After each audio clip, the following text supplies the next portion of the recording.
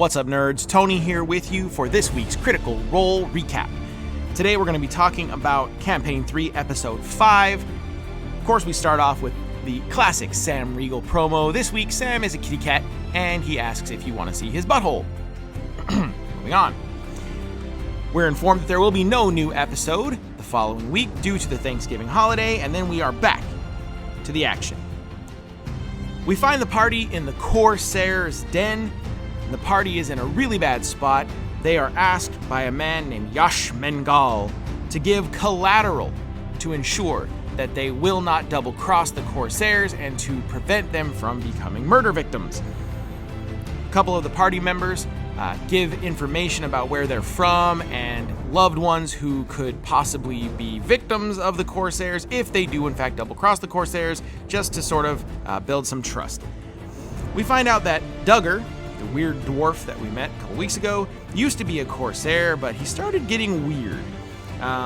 He started to be withdrawn and started acting kind of strange, and he has not been seen by the Corsairs in some time. The Corsairs give the party Duggar's address. They think about talking about Lord Esteros with the Corsairs, but they're not quite sure where they left off in terms of what they should say or not say, so they don't. On their way out, they attempt to find a potion dealer. They meet a little old lady who takes them to Advic, Ashton's acquaintance mentioned earlier. We meet Advic, and he is one showy bastard. He has some healing potions, but he seems a little sketchy.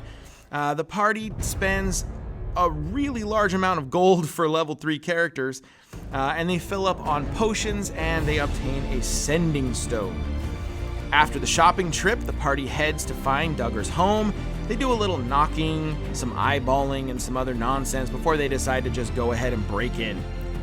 They find a musty, smelling, drippy, organic material hanging from the ceiling.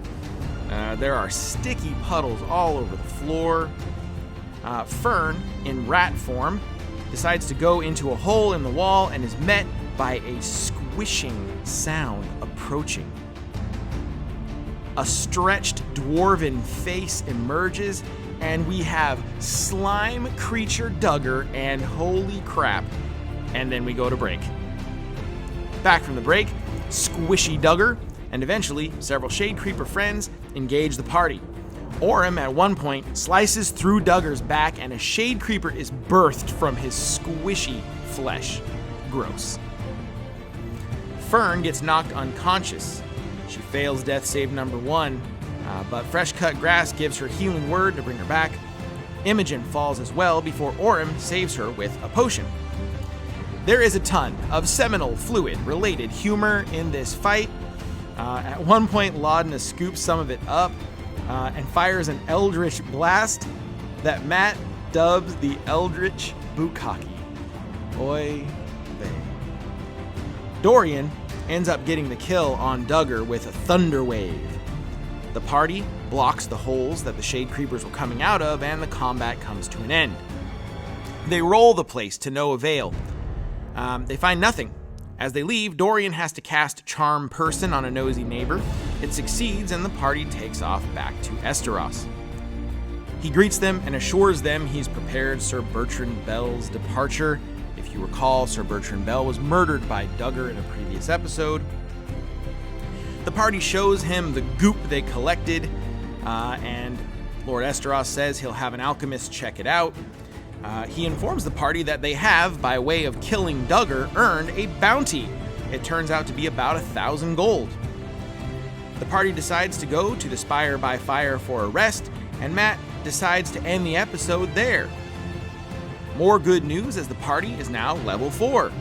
They roll hit points and Ashton gets tankier, while the self-proclaimed witchy bitches stay squishy. Those sorcerers are going to be knocked unconscious many times if you ask me. That's it for me, nerds. No new episode this upcoming week because of Thanksgiving. Maybe Travis will rejoin the party with a new character in 2 weeks' time when we return. We shall see. We shall also see what the next move is for the as-yet unnamed party as they navigate Drusar's seedy underbelly. That's it, nerds. Be good. Be good to each other. Later, nerds.